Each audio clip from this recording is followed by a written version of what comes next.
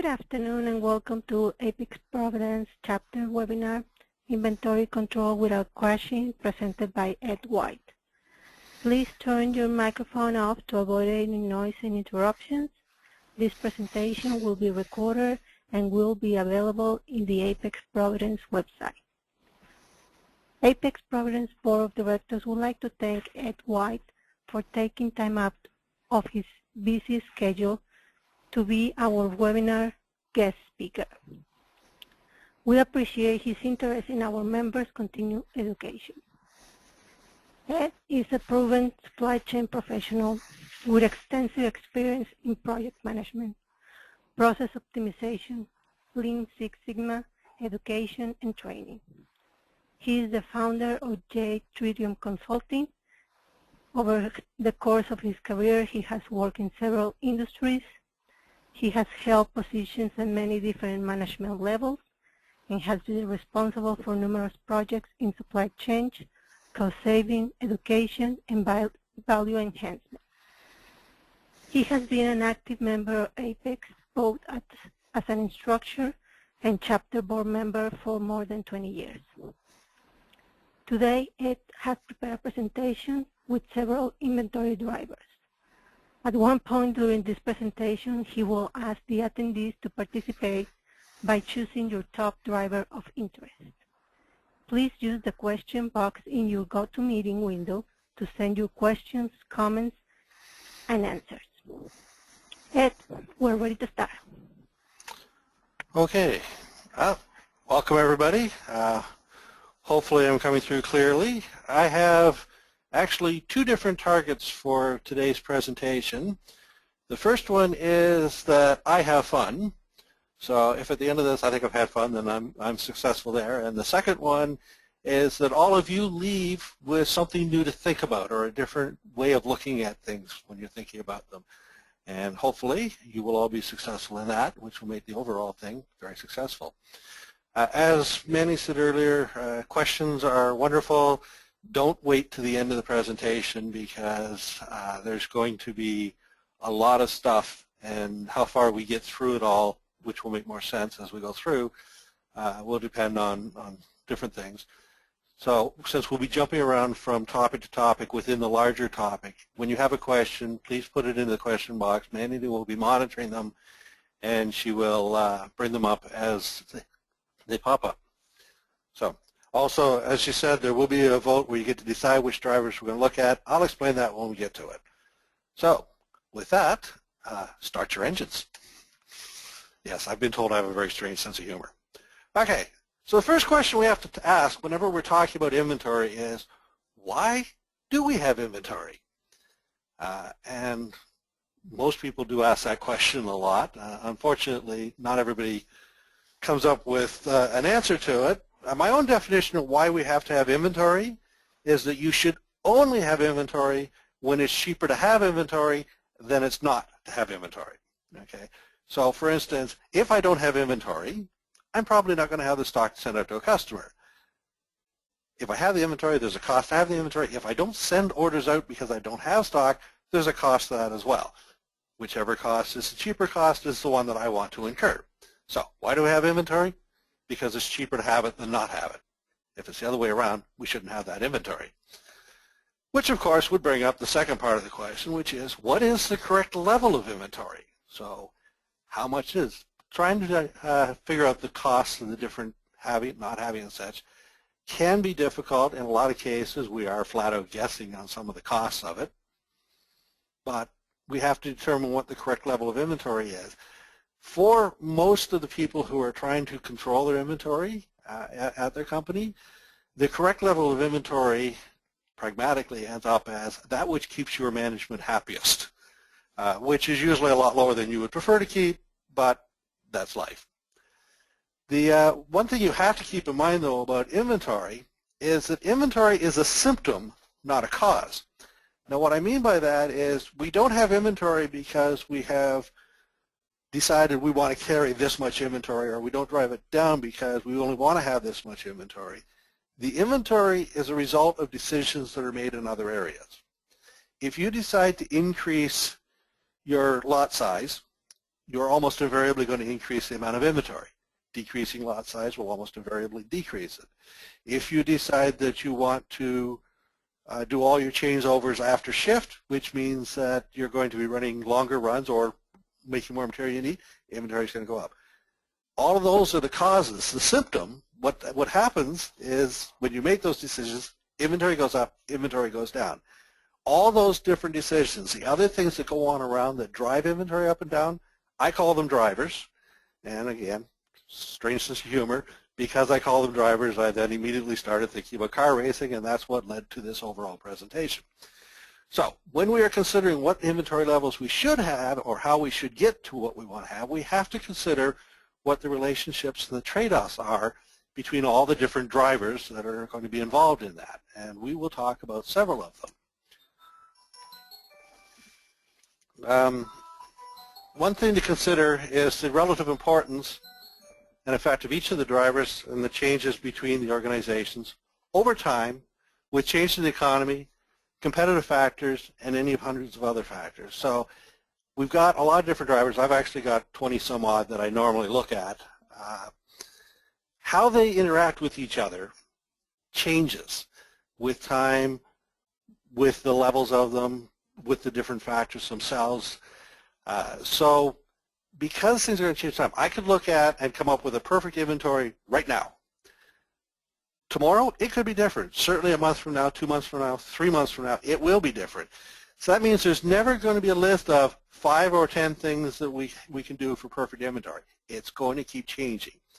If we want to effectively control the inventory levels that we have to control the drivers. We're not going to play with the inventory itself. It'll just come along with what we're trying to do. So hopefully that hasn't confused anybody too badly, but stick around, it will make more sense. So this is a list of the drivers that I actually have to talk about at the moment, and as you can see there are quite a few of them, and we will shortly run a quick survey among all the participants, and you get to choose which ones you want us to look at. Sorry about that.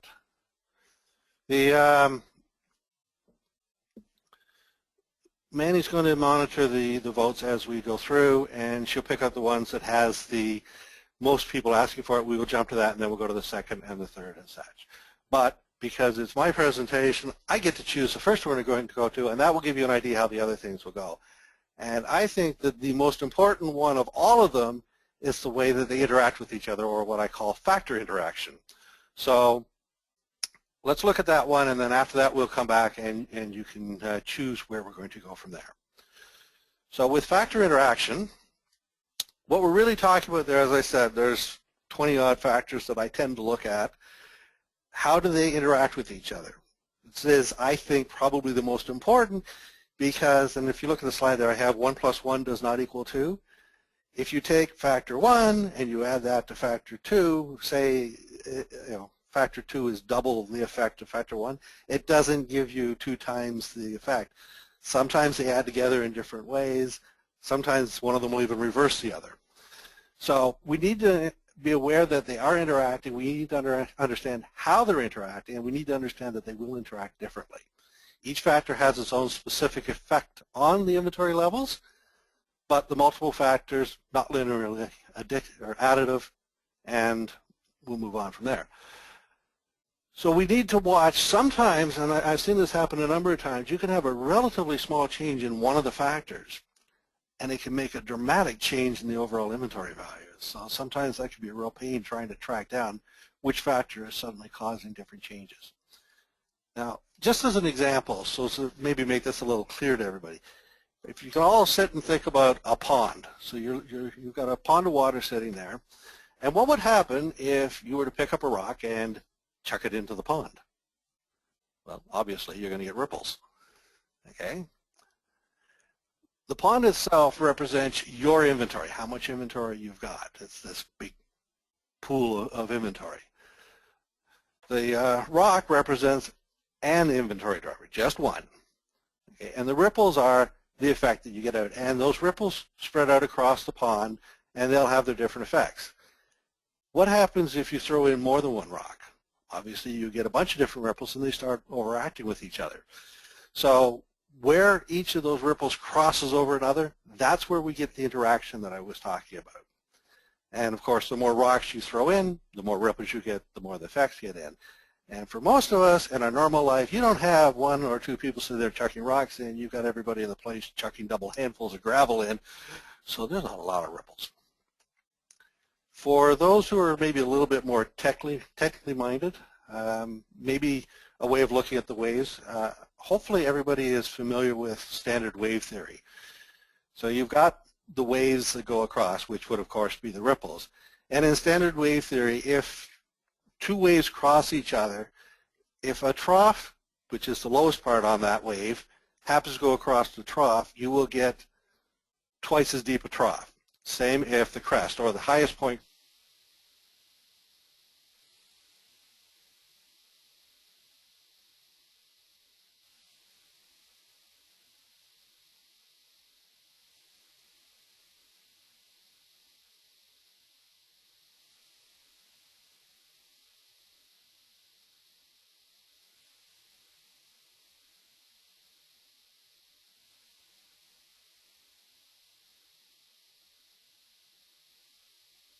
so that's the effect the inventory drivers are having, and that's why it all moves forward from there.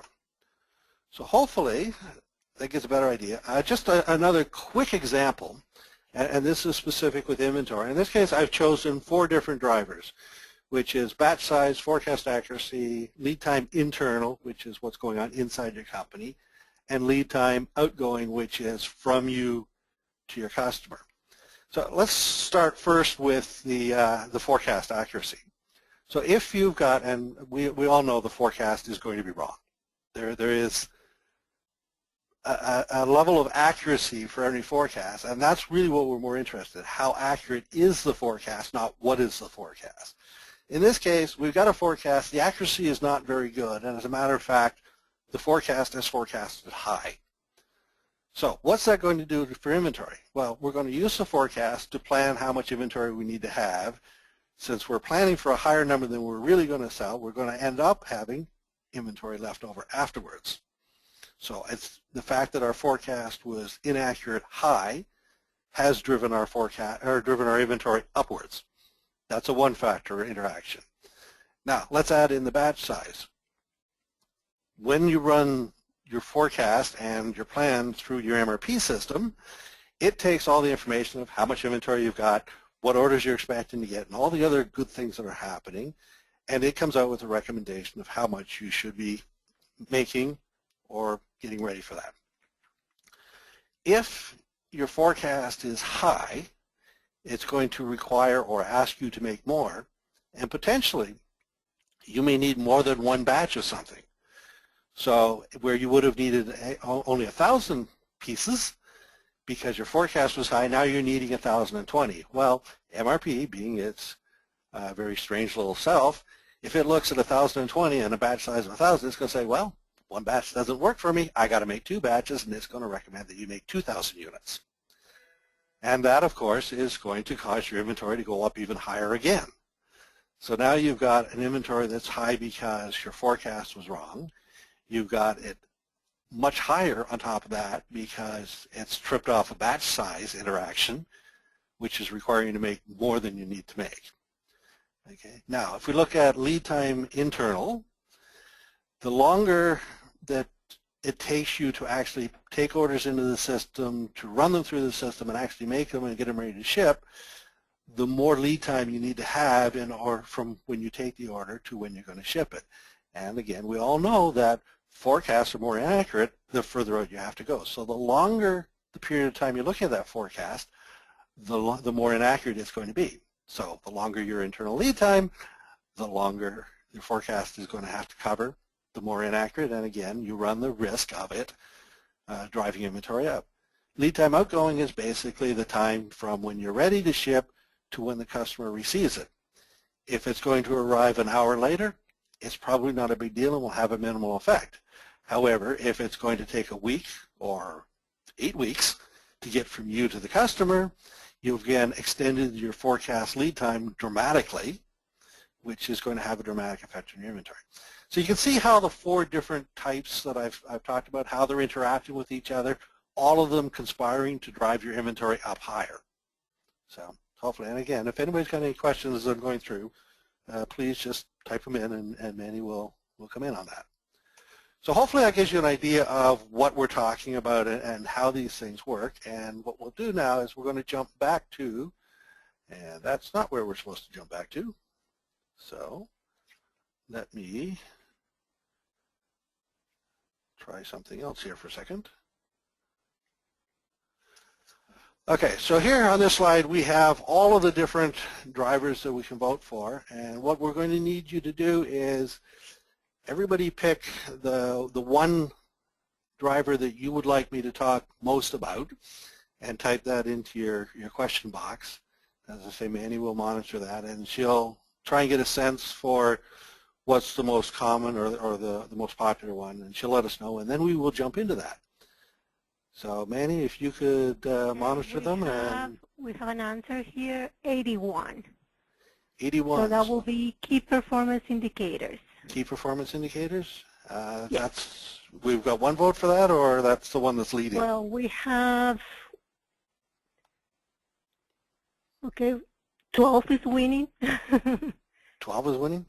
That's the one I would normally see come up first. That's why I was surprised. Key performance indicators is not one that usually gets a lot of votes right off the bat. Okay, we have 3 of the 12, so I think 12 is the winner for now. Okay, so we'll do inventory accuracy now, and then we'll do key performance indicators, and then depending on time, we'll see where else we can go. Okay? Yes, perfect. I can do the numbers here and give you the answer later. Okay, so inventory accuracy, which for most people is an obvious one because they came onto the webinar to talk about inventory, so that is, as I say, why we normally end up with that one being the first one picked. Okay, one thing you need to understand about inventory is that accuracy is a huge, huge issue. The more inaccurate your inventory is, the more likely you are to have a lot more than you really need because you're just naturally going to start putting inventory in to fill it. But in order to maintain inventory accuracy, that costs money. Okay, so inventory accuracy, as I've got on the note here, it's acknowledged as a critically important factor, but not always acknowledged when we talk about tactical decisions in terms of what the cost. It's critical that we have the right amount of inventory, but you go to management and say, well, we want to put in a cycle count program to make sure we've got the right amount of inventory, and they're going, we don't know we want to spend that kind of money. Well, sometimes you got to spend money to save money. So within the larger picture of inventory accuracy, you really should have an accuracy of greater than 95%. And the reason for that is that if it's any lower than that, MRP in particular, but also things like your locator system, any order promising systems and such, is going to start giving you very funky results. It requires a certain amount of accuracy for you to be able to get the correct information. Okay. And if you do have problems, if you start getting funky results in, say, the order promising system, so it's saying that you're going to have material available to deliver to the customer at some date in the future, and it's wrong because the inventory information is wrong or the production information is wrong. You've given the wrong date to the customer. And now you have to either try and figure a way to live within that date, or you have to go back to the customer and say, oops, and that's not a good thing either. Those sort of things cost a lot of money. Same thing. If your MRP has got the wrong inventory information, it's a computer. Computers are stupid. They do what we tell them to do, not what we ask them to do. And if it's looking at the MRP and using the wrong information to start with, it's going to have you make the wrong amount, and that can go either way. You could end up with too much or too little. Neither of them are a good thing. So we need to be very careful about that, and that's why a lot of people use that 95% rule of thumb. Again, inventory actually costs money. Now, I'm sure most of you have not been kicking around the systems quite as long as I have, but back in the 80s, we had this great thing that everybody was kicking around, that quality is free. This was during the great quality introductions that everybody was going through back then. And the logic that quality was free was that however much it cost us to make sure that we had good quality, it was still cheaper than the cost of having bad quality. So if we were actually saving money by spending money, obviously that was a good thing, and from that we say quality is free. I feel the same way about inventory accuracy. Accuracy is free for the same reason. The cost of inaccurate inventory is so high and so painful in terms of customer interactions that almost any amount of money I can spend on making sure I've got good accuracy is going to be covered by the savings. So again, accuracy is free because it costs less than having inaccuracy. And things like Lean and Six Sigma are definitely your friend when you're talking about trying to set up accurate inventory systems. It's the whole reason for those processes is to try and find where things are going wrong, where things can be improved, to look at the processes and find ways to make them work better. So when we talk about accuracy, it's a critical thing, and the money is well spent. Some of the things we need to consider when we're looking at inventory accuracy is people, and there's a couple different things around people. The biggest one is timeliness. Now, I've also got accuracy of the transaction entry there, and while that is a critical thing, most people do not come in at the beginning of the day and say, well, I'm going to do something wrong. I'm going to type in the wrong number. There's a lot of ways we can get around the inaccuracy that is inherent in transaction entry, and that's where things like RFID and such come into play. The more we can automate barcodes, whatever, the less people have to type in. That's important.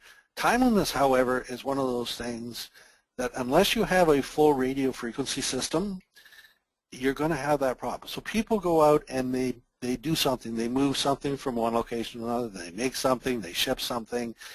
Until they actually record it, your inventory is wrong by definition. So the faster they can do that, the better.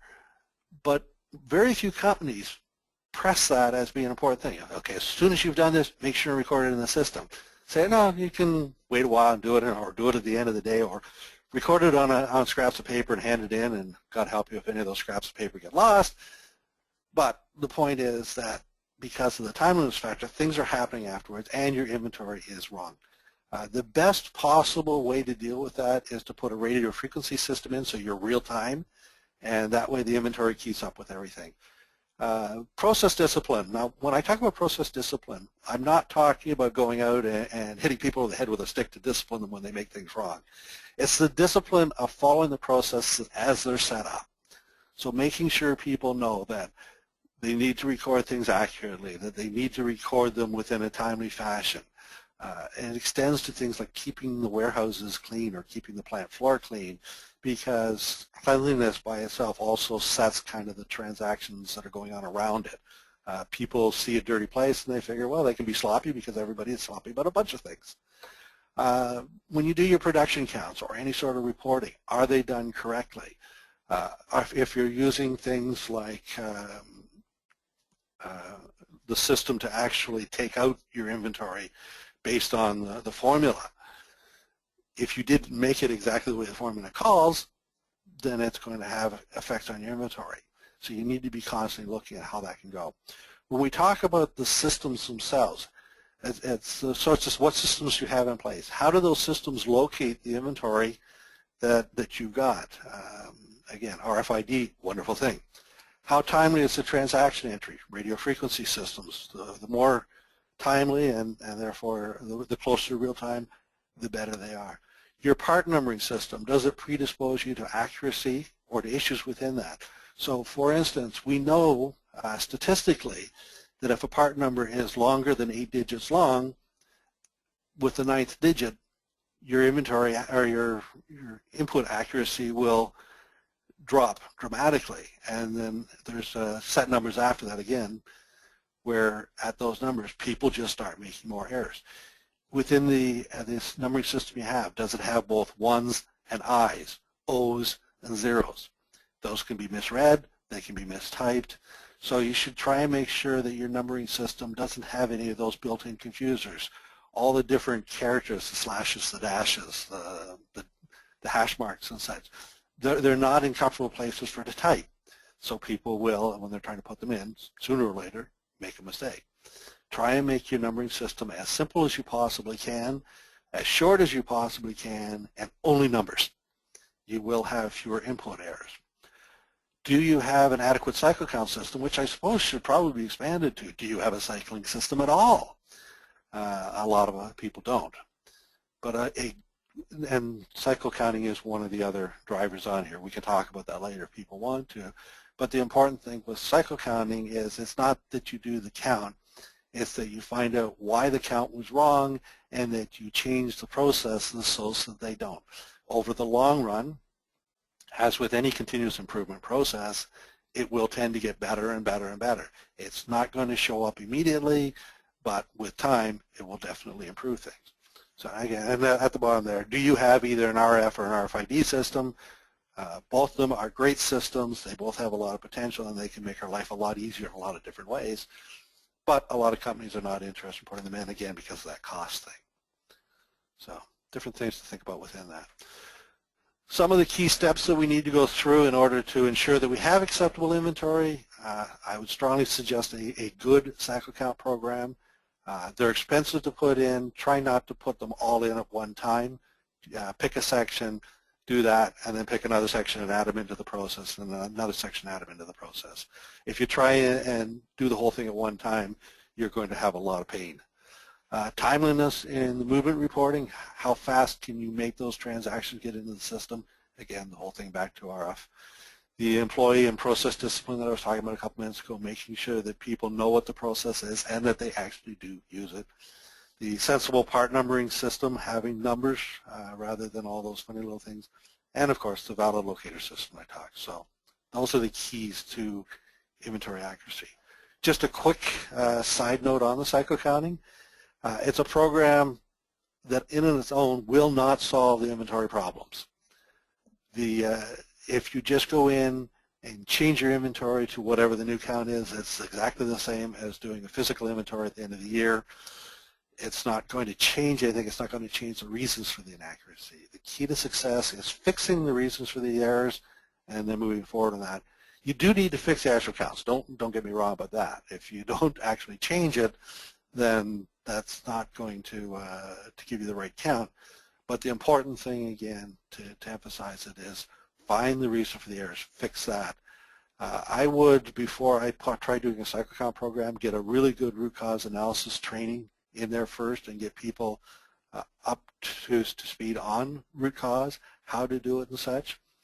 It's the sort of thing where you can use it in a lot of places on the cycle counting. When people talk about root cause, they almost always think about either cycle counting or customer complaints, but there's a lot of different places you can use root cause, and it will definitely help in a lot of those places.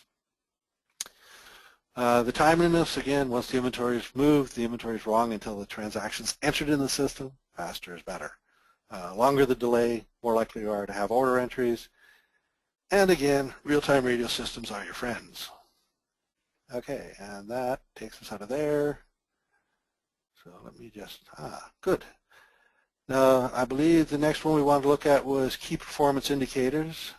Okay, So, we have that one and we have other ones. Do you want me to tell you or later? well, let me do KPI and then we'll come back and see what else, Perfect. what other people want to go to. Okay. Okay. So key performance indicators are obviously those measures and objectives that we put in place so we understand what the company wants the people to do. One of the problems is that a lot of times the objectives or the key performance indicators will interact with each other or are directly antagonistic to each other. So you may have key performance indicators in the manufacturing department that are forcing inventory in one direction, and you've got different KPIs in the warehousing or in the inventory area that's forcing in another direction, and then they start interacting with each other. So when we're looking at key performance indicators, one thing, they should be tied directly to the strategic plan. You need to watch for departmental biases. You need to look for the organizational integration so you don't get that conflict between it. and it always needs to deal with corporate mandates. I have slides on all these ones, so just hang with me and we'll get to each of them separately. Starting with the conflicting departmental measures. So what I was talking about, the idea of production versus the inventory group. In inventory control, the main measure that we usually have to deal with is inventory reduction. Management has come out and said, well, we need you to reduce inventory by 25%, 30%, whatever. And there's a lot of different ways we can do that fairly simply. We can reduce or eliminate the dead and slow-moving inventory. We can reduce the raw materials or the finished goods inventory. We can reduce our safety stocks. The problem with all of those is that they really just touch the inventory. They're not touching the drivers in behind that are causing the inventory. So yes, I can remove 10% from inventory almost immediately, but a month or 2 months or 3 months down the road, it'll be back because I didn't change the drivers. So within inventory control, I need to look at how I can reduce those inventory. And one of the ways that, or one of those drivers that drives inventory up, as I said, is production, because their main measure is efficiency. Okay? So long as they've got good efficiency, life is wonderful. And they get efficiency by having longer production runs, fewer changeovers, doing their changeovers after hours, which does increase overtime, but that doesn't count against efficiency. Now, if they're doing that, if they're creating the extra inventory that they need in order to hit their efficiencies, that's going to drive my inventory up. I have a mandate to reduce my inventory. Production has a mandate to increase the inventory in order to hit their efficiencies. Obviously, I have a conflict. And how do we deal with that? Well, we can go back to management and say, okay, here's the conflict, and maybe we talk them into it, and they come back to production and say, okay, we're going to change the policy here, and when you finish the run, you're going to stop and do your changeovers then. No more running to the end of the shift. Whatever you're supposed to make, that's it, stop. For inventory control, that's a wonderful thing because now they're not making inventory. So production says, okay, that's the measure you want, fine, we'll go with that. But management didn't change their measure, they just told them that they need to change the way they were doing things. So we go forward, and then at the end of the month or the end of the quarter, somebody goes out and they start looking at the KPIs and they go to inventory control. Hey, your inventory's down, you're doing wonderful. That's good, keep it up. You know, you're looking like you're going to get your bonuses this year maybe. And then they go over to production and say, your efficiency measures are way down. You better pull your socks up. You know, you're in danger of not getting your bonuses this year. And away they go. And of course, then, you know, the end of the next quarter, when they come out and they look at the KPIs again, what do you think they're going to find? Well, production knows that their efficiencies are dependent on the runs. So the runs go back up again. They start creeping here and there, and the inventory starts going up because of that. And the inventory changes are not in the control of the inventory control people. So now you've got management running around to the inventory control people saying, you're not doing what you're supposed to be doing. You're not getting your bonuses this year. And they're over to production going, you're doing great. Keep it up. You're going to get your bonuses. It's the conflicting departmental measures that are causing the inventory and causing people to either get or not get their bonuses. We need to be very careful. This is just one very easy example that most of you should be familiar with because you're already in the inventory world. There are a lot of different examples where you've got conflicting objectives, and we need to consider that. So, and that's really what their slides. We've got to consider the bigger picture with regards to the KPIs. Are there any other departments that have conflicting objectives or measures? Yes, absolutely. There's a lot of them out there, and we need to be very careful that we remember that bonuses are almost always tied to KPIs, and people pay attention to what affects their pay. If the KPI is not pushing them in the direction we want them to go, we're not going to get the results we want. Trying to sell that concept to management is not an easy thing to do, I will admit that. But it's one of those things that we really do need to keep the pressure on, that they have to understand the connection between the two. Okay, so that was a quick visit of KPIs. That would drop us back again. And Manny? Yes, we have two in a tie, safety stock and lead time.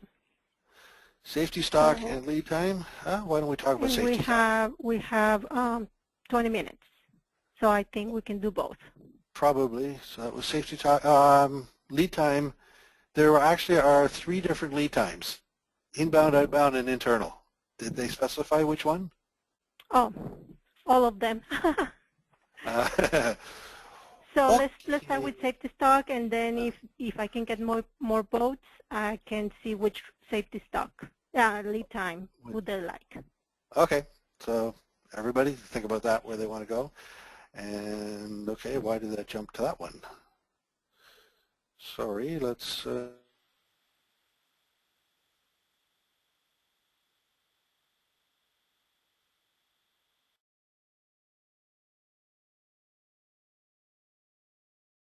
okay.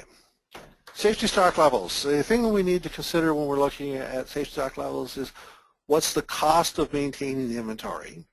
That's obviously, the more inventory we have, the higher the stock, and safety stock has a direct relationship to how much we get. If we're going to have a push to remove excess inventory, one of the things we can look at is safety stock. The safety stock itself has a direct relationship to, and we'll look at the formula in a second, to both customer service levels and the forecast error. So the better we can control those, the better we can control the safety stock, which will allow us to maintain the inventory at the right levels and the cost. So let's quick look at the safety stock formula, and assuming that any of you have gone through the APICS courses, you should be very familiar with this, and if you haven't taken any of the APICS courses, you probably should, because this sort of thing is really helpful.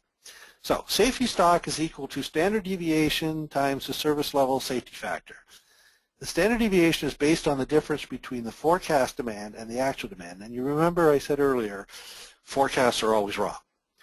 So what we're really interested in is how wrong are they, because how wrong are they is what we get based the standard deviation on. Okay, so the more inaccurate your forecast is, the more safety stock is going to be required to ensure that desired customer service level. If you can increase your accuracy, then you end up with a lower number. And just a quick change here, the other side of it is the service level safety factor, which is based on a standard table. You can look it up on the internet or in any of a couple thousand different books. Basically, it just gives you a factor value for any given desired customer service level. Now, customer service level is one of those interesting management questions again, in that if you go to management, and I'm sure you've all had this conversation at one time or another, say, how often am I allowed to stock out in terms of shipping to the customer? Well, I'm sure the vast majority of you, the answer would come back, you are never allowed to stock out. Okay? Whatever the customer wants, the customer needs to have on the time. The problem we have from a statistical point of view or from a pragmatic point of view within the inventory world is that the closer we try and get to 100%, the higher the amount of inventory that's going to be required. Okay? Once you pass 98%,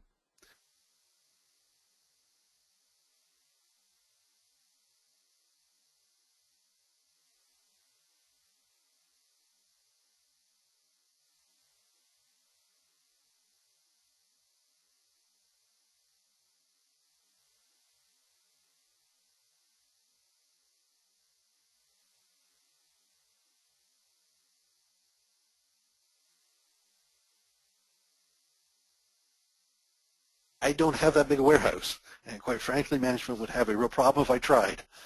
So from a calculation point of view in terms of how much inventory we should have, we have to assume that we will run out some of the time, 5% of the time, 6% of the time, whatever. The fact that we calculate we can doesn't mean that we will. We can do a lot of things once we've got the inventory here, expediting whatever to try and deal with it.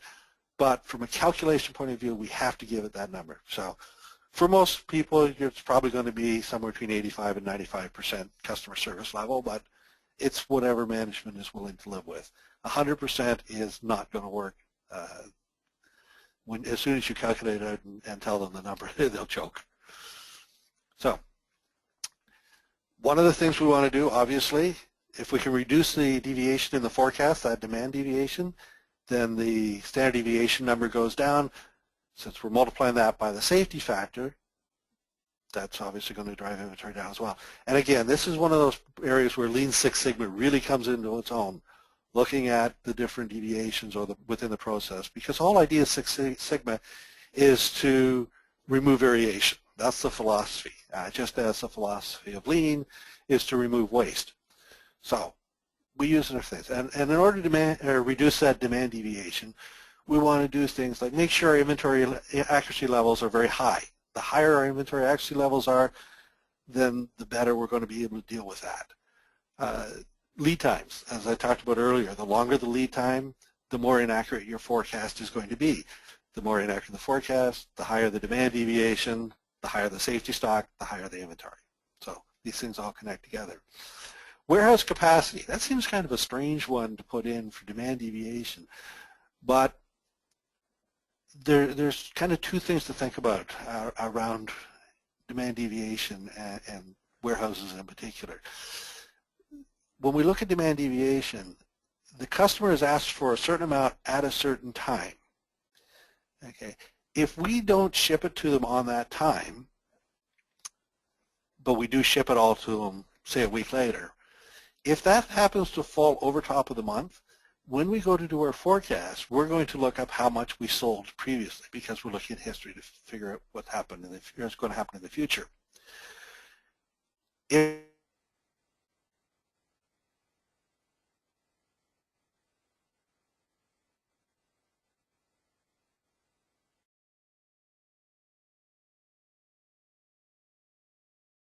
Between orders, not the length of time that we wanted. So if we don't have the warehouse capacity or the production capacity to be able to meet what the customer is asking for, and we're negotiating new dates and then forecasting based on the new dates, then our deviation is going to be automatically pushed off a little bit, which causes a problem with that. So you need to be careful. The other thing is if I don't have enough capacity in the warehouse so that everything's all crowded in as fast as it can, I may have the inventory there. I just can't find it in time to get it out on time. Either one causes the delay, again, going out to the customer, which can cause some strangeness in the forecast. Okay. The service part commitments, most forecasts concentrate on external customers. So service parts is usually an internal commitment because you're supplying them to whoever is doing your servicing, and they use that to go to the customer. When you're talking about forecasts, you need to look at both external and internal customers and include that as part of the overall demand.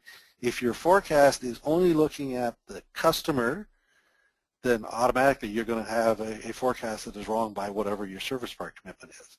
So you need to put in all the different types of demand to make sure that's in there. Shelf life of the product.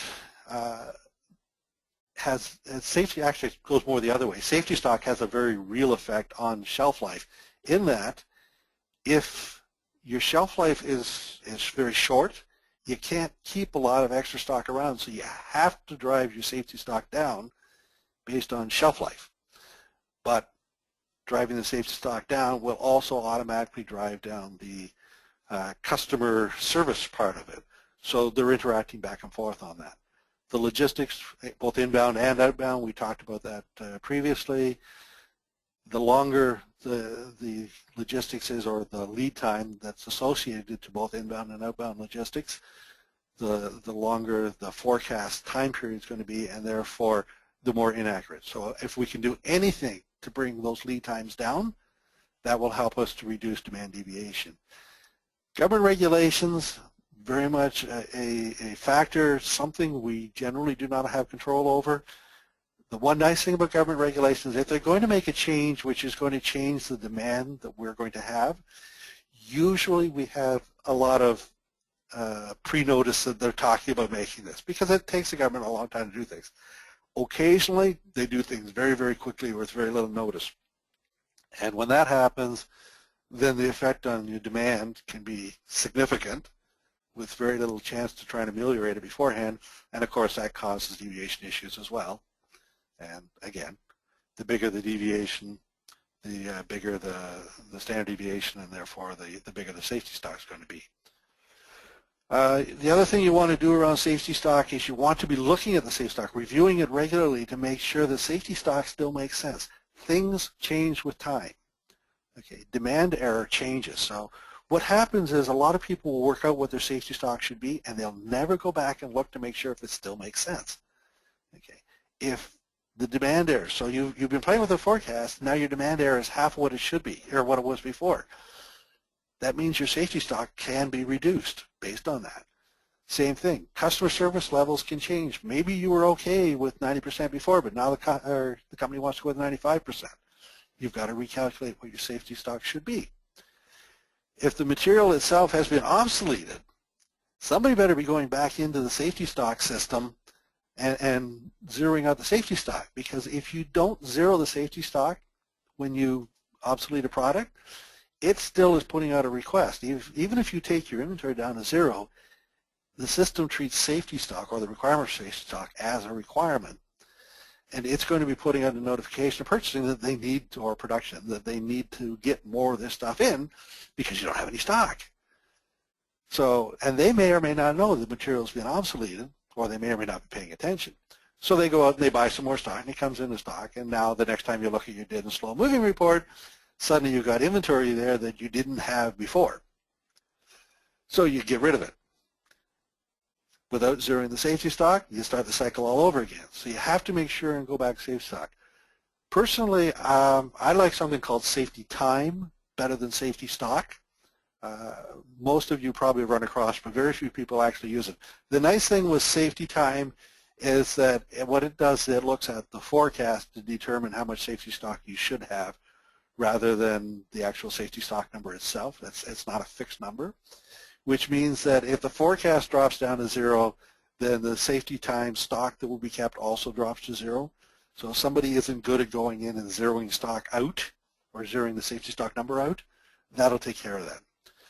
Regardless of that little issue, it is still a very good idea to go in and periodically review your safety stock values just to make sure that they still make sense.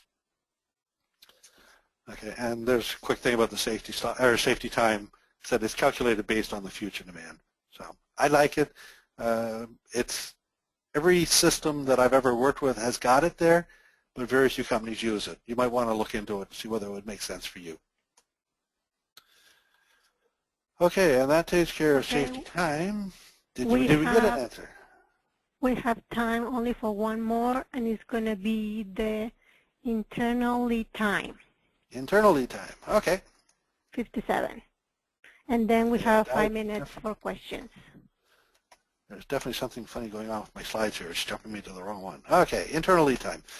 So when I talk about internal lead time, what I mean is how long does it take you in your company from the point that you receive notification that a customer needs something to the point that you ship it out?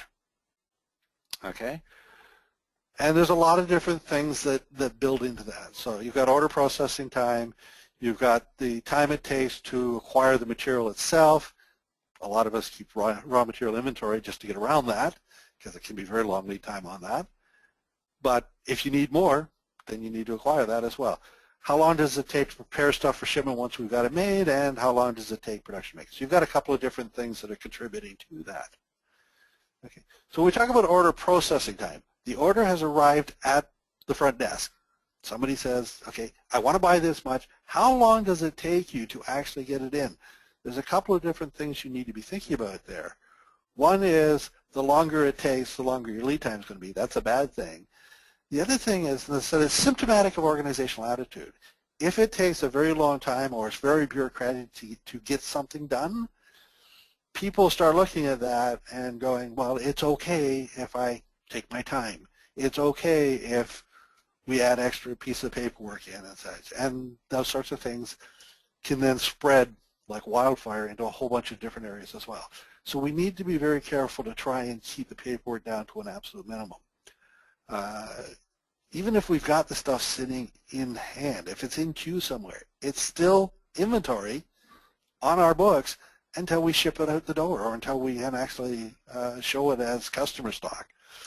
Okay, so we need to try and increase time for the material, when we have increased time for material requirement, that means that the material that arrives first is in excess until the last material. What I mean by that is, say I'm making something that takes 10 different materials, and material 1 shows up on Monday, and material number 10 doesn't show up until 3 weeks later. I can't start till I've got all the material there, which means that for 3 weeks, I've got all the material that arrived earlier sitting in my inventory, just driving my inventory levels up, and if that goes over a month end or a year end, that can be quite a large number. And I can't do anything with it till that last material shows up. So I want to try and organize stuff so everything arrives more or less at the same time to try and get around that. Okay, time equals accuracy equals dollars, and everybody's heard this sort of stuff before. Time really is money. The longer it takes to document a step, the longer it takes to do anything, it's going to end up costing the company money. The longer it takes to document, the worse the inventory accuracy is going to be. The more likely we're going to have documentation errors because people don't remember what they did a day or 2 or 3 days ago. If you're lucky, they remember what they were doing an hour ago in a lot of cases. Okay, so you don't want those documentation errors. The poor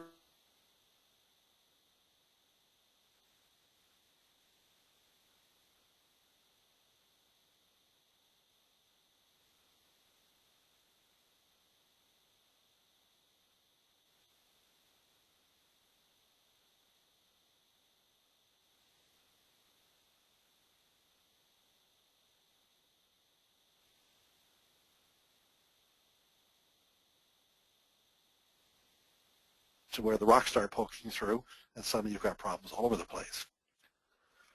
Okay, so what happens when we have too much stuff? Well, material can be stored in production, but the more stuff we have sitting around production, the longer the queue times are going to be because they have to sort through what they've got there to find what they're looking for. And many, many different statistical studies have been run. We definitely can prove the more we've got sitting around production, the longer things are going to be. Now, before anybody says, but Lean says everything should be out on the floor, that's true. Lean says that everything should be at the point of use. Lean also says that you shouldn't have very much there. You should have only what is needed.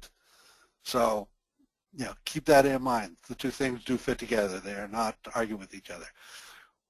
If you run out of room in the warehouse, you're going to start putting stuff down the rows, in between the racks.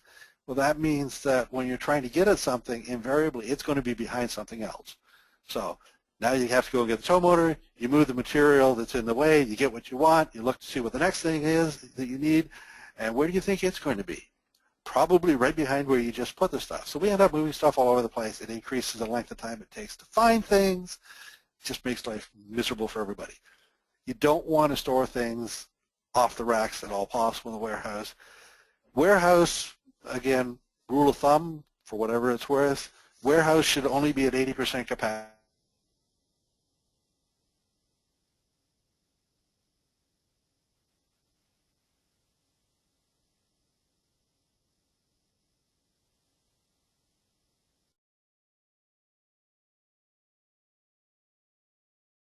Going to increase your lead time. And of course, increasing lead time is going to increase the length of time from when the customer places the order to when the customer gets the order, and that's not a good thing either because the customer generally wants less time, not more time. So, and unfortunately, when you've got problems and you go and you do a cycle count process, you go and do a root cause process, it is never going to come back and say you've got problems because you got too much stuff. But quite often, that really is the reason why. Okay, so some of the tools, and I've mentioned most of these already a couple of times over the last hour. Lean Six Sigma, wonderful tool for looking at processes and finding ways to improve processes. Root cause analysis, a lot of people use it. It's almost always underutilized. There are some wonderful things you can do with that when you really get into it. Certainly well worth doing. Cycle counting, I think most companies do have some sort of a cycle counting program now.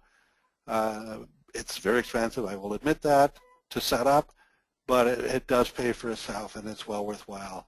RF, again, real-time data entry, it's a wonderful thing, and a lot of companies have it, probably more should. RFID, we've been talking about that one for the last 15 years. It's a wonderful tool. It's got a lot of potential to literally change the way we run our businesses.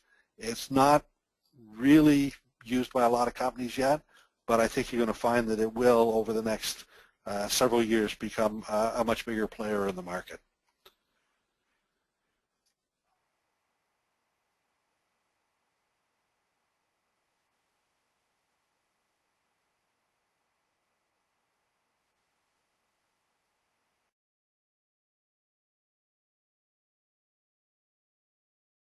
What sort of questions do we have? Let's see what we can do. Yeah.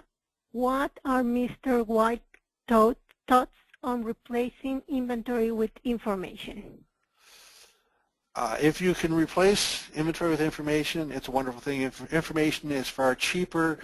My experience has been that, well, information is a wonderful thing. Communication is usually lacking in a lot of places.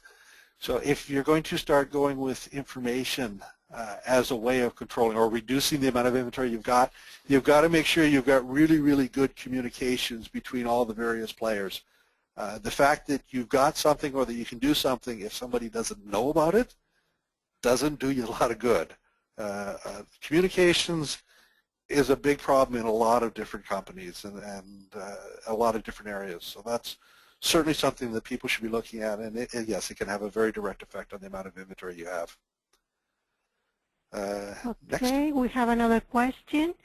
What is your opinion on capacity, short-term and intermediate, regarding work in progress lead time reductions?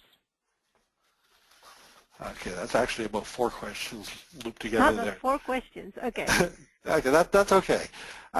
Capacity, it is impossible to adequately plan without having good capacity measures and a good understanding of capacity.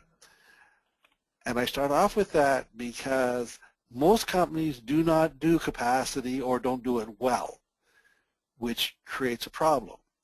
If you don't have good capacity measurements, then you can't plan very well. And if you don't plan very well, you will have problems. And again, as I said earlier, the most companies' knee-jerk reaction to problems is get more inventory.